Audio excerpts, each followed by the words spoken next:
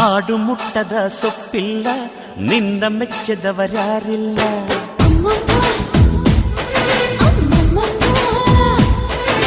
ಜೇನಿಗಿಂತ ಸಿಹಿ ಬೇರಿಲ್ಲ ನಿನ್ನ ಮುದ್ದಿಗಿಂತ ಸಿಹಿ ಬೇಕಿಲ್ಲ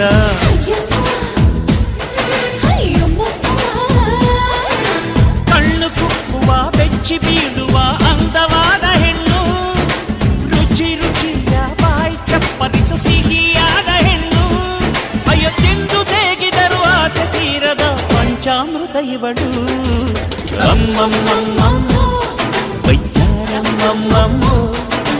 ಅಮ್ಮಮ್ಮಮ್ಮಮ್ಮಮ್ಮೋ